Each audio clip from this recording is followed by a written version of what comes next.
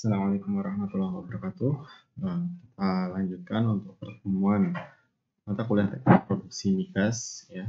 Kita sampai pada bagian kedua dari analisis nodal ya, di mana sebelumnya kita mempelajari tujuan penggunaan analisis nodal, kemudian juga penggunaan analisis nodal dengan titik pengamatan atau titik analisa pada bottom hole. Nah, pada bagian kedua ini kita akan coba menggunakan nodal analisis dengan titik pengamatan pada wellhead.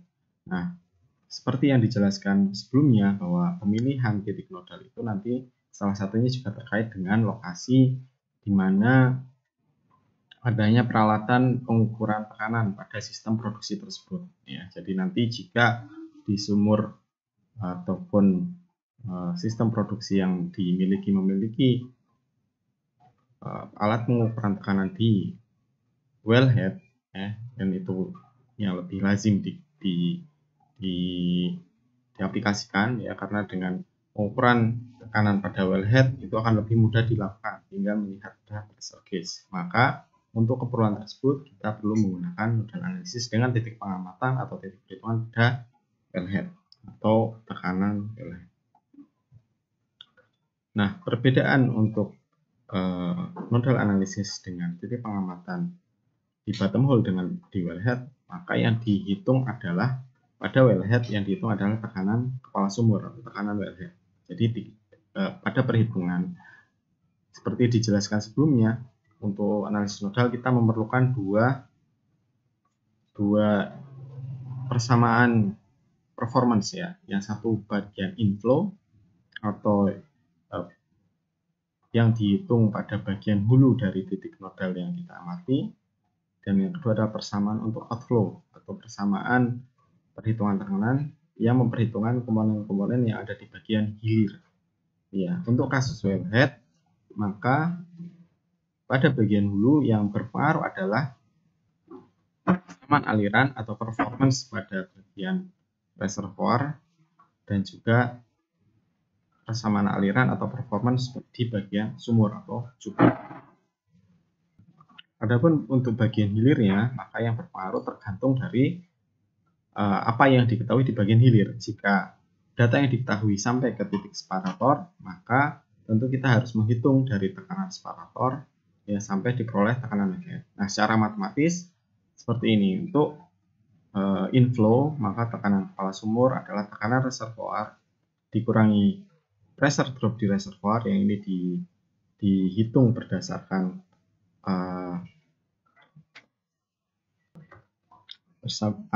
berdasarkan IPR ya, yang dimana pada titik ini kita memperoleh tekanan dasar sumur atau PWF.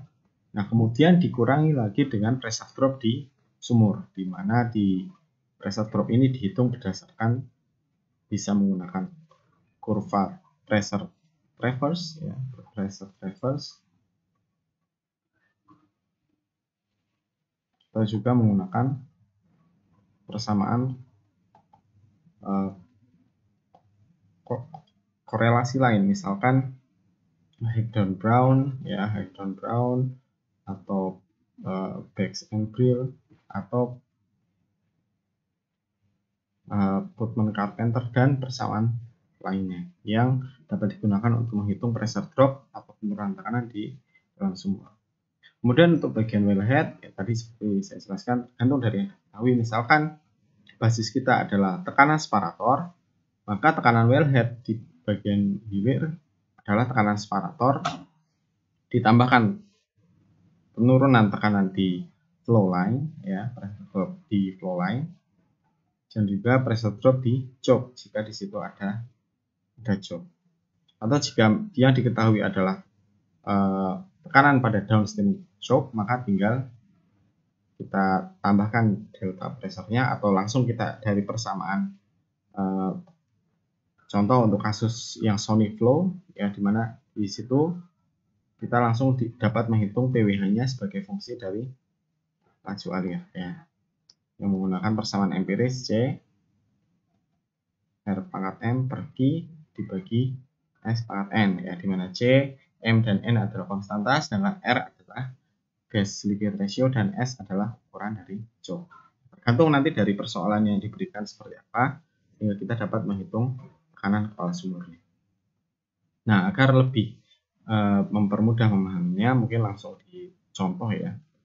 Misalkan kita memiliki contoh data seperti ini, tekanan reservoir diketahui 6000 psi, kemudian diameter cuping di sini adalah 3 inci, ukuran choke 64/64 inci. Kita hanya fokus ke angka yang depannya. Kemudian productivity index above bubble point, ya, di sini berarti PI, ya, adalah 1 STP per day PSI, kemudian gas liquid ratio 1000 SCF per STP, water cut 25%, kemudian gravity 30.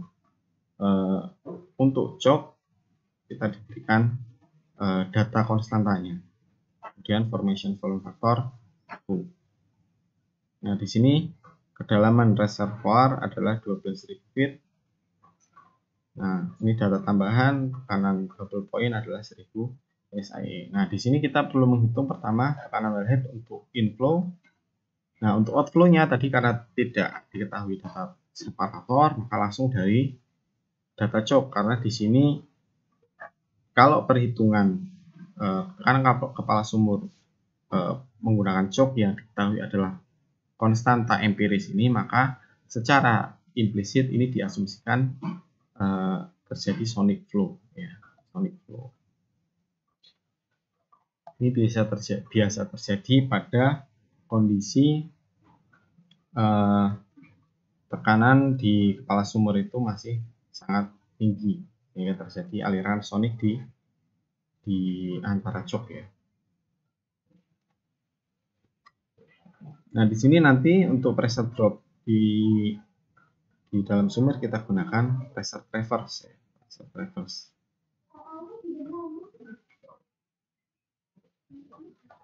Oke. Nah, ini adalah pengerjaannya, ya. Misalkan di sini kita pilih rate 1000, 2000 dan 3000. Ya, misalnya kita pilih, kemudian kita hitung PWF-nya, ya. Untuk mempermudah perhitungan kita gunakan tabel seperti ini. Kita hitung PWF-nya 5000, 4000 dan 3000. Tadi contoh untuk yang 1000, ya, PWF sama dengan tekanan reservoir 6000 dikurangi Q, yaitu 1000 per, tadi PI-nya adalah 1, ya, jadi sama dengan 5. Oke. Nah, kemudian karena di kurva pressure traverse itu kita memiliki data untuk water cut 0 dan 50%, maka untuk water cut yang 25% kita dapat menggunakan interpolasi, ya. Interpolasi, jika kita memiliki data untuk 0 dan 50 berarti rata-ratanya, ya, kalau di antara kedua nilai tersebut. Nah, di sini saya berikan contoh untuk yang water rate 1000, ya. Untuk rate 1000 ini untuk data water cut sama dengan 0, dan ini untuk data water cut sama dengan 50%. Ya. Nah, jika di pertemuan sebelumnya kita menggunakan pressure traverse dengan startnya pada PWH, start di sini, ya, kemudian kita hitung PWF-nya. Nah, di sini kebalikannya, kita startnya dari PWF, ya. Ini startnya dari PWF, kemudian kita kita hitung PWH-nya. Nah, caranya adalah pertama tadi diketahui bahwa kedalaman sumur adalah 12.000 feet. 12.000 feet, ya. Jadi nanti yang menjadi untuk jarak ketinggiannya adalah 12.000 feet. Nah, sama, pertama kita start dari PWF. Di sini PWF-nya adalah 5.000 PSIE, ya. Jika dalam PSIG berarti sekitar 4.985, ya. Di sini, ya, sekitar posisinya sekitar sini. Nah, kemudian dari sini kita tarik garis vertikal ke bawah sampai menyentuh kurva untuk GLR 1000. Nah, di sini GLR 1000 posisinya ada di sini ya, hanya sampai sini. Oleh karena itu kita coba melakukan ekstrapolasi ya, dari pola yang ada kita tambahkan sampai menyentuh sini. Oke, kemudian kedalaman 12.000 feet itu kita untuk menghitung pergeseran ke atas secara vertikal. Ya, dari titik ini kita tambahkan 12.000 feet. Nah, sebelumnya kita buat saja, misalkan arrow dari sini 0 sampai 12.000 feet, ya, yang panjangnya sudah konstan. Nah, ini tinggal kita geser-geser untuk menentukan panjang 12.000 feet ya. Kita taruh di sini, nah kita dapatkan di titik sini. Ya. Di titik sini. Nah, dari titik sini kita baru geser ke kiri hingga menyentuh kurva 12.000 feet, GLR 1000 ya di sini. Nah, dari sini baru kita baca ke atas, di mana di sini adalah PWH-nya. Ini adalah PWH. Ya. Jadi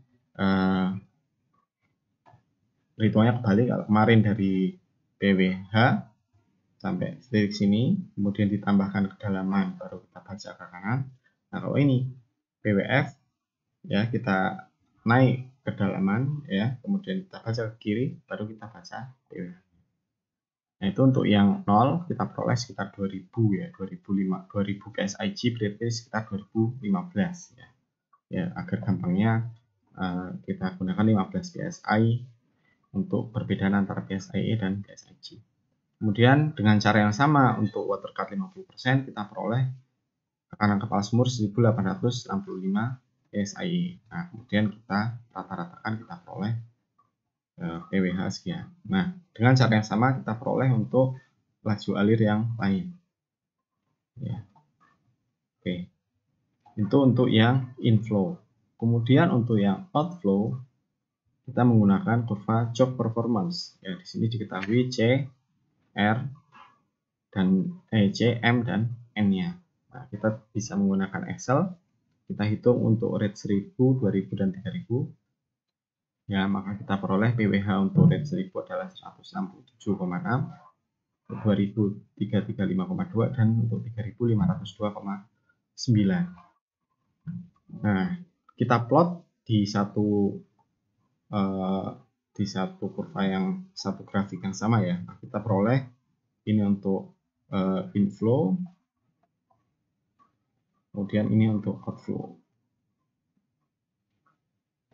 Nah, dari sini kita peroleh titik perpotongan, ya, titik perpotongan antara inflow dan outflow itu pada PWH operasi sekitar 500 PSIE dan laju alir sekitar 2950 di sini ya. Ya, jadi kita peroleh bahwa untuk kondisi sumur yang diberikan, laju alirnya adalah 2950 cm per D dengan tekanan kepala sumur 500 PSIE. Nah, ini secara grafik. Nah, jika kita ingin melakukan analisis nodal menggunakan, misalkan kita akan membuat program secara numerik, maka titik nodal ini sama saja kita memiliki fungsi 1 ya. Ini fungsi 1 inflow itu misalkan dia adalah F1 ya, ini adalah fungsi Q ya, kemudian yang ini adalah F2 ya, F2 fungsi Q juga. Nah,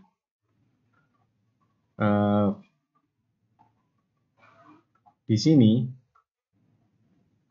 untuk mendapatkan titik nodal sama saja kita mencari atau mengenalkan F1 min F2 ya. Misalkan kita gunakan fungsi baru H sebagai fungsi dari Q adalah F1 Q ya dikurangi F2 sebagai fungsi dari laju alir. Nah, nodal itu adalah nilai akar dari H, dari fungsi H ya. Jadi kita pilih berapa nilai Q yang menghasilkan nilai H sama dengan 0 ya. Jadi kalau kita plot seperti ini berarti kan ya di sini di sebelah kiri dari titik nodal ini nilai H adalah positif, ya, kemudian di sebelah kanannya adalah negatif, misalkan seperti ini. Nah, ini adalah akarnya sama dengan titik operasi nodal.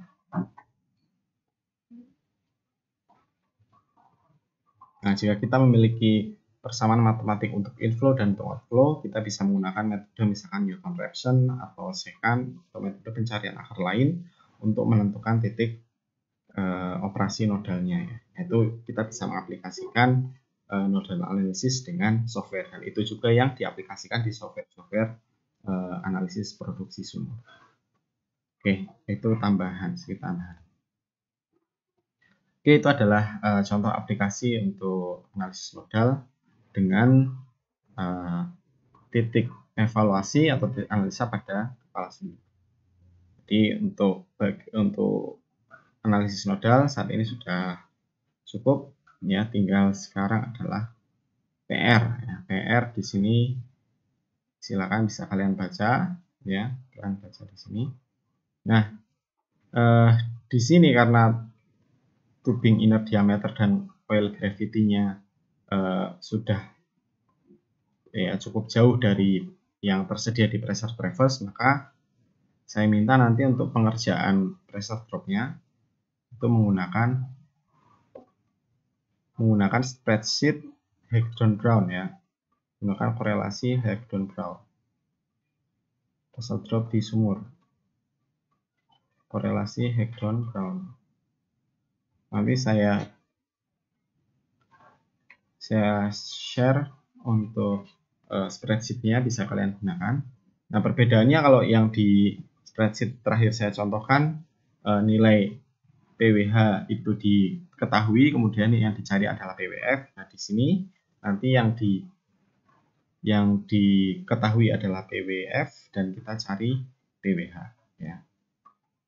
Nah, untuk soal ini kalian diminta untuk melakukan perhitungan nodal analisis, tapi untuk dua kasus, ya, untuk menggunakan PWF sebagai titik nodal dan sebagai PWH. Kemudian silakan dibandingkan hasilnya dan jelaskan apa kesimpulannya dari kedua perhitungan tersebut.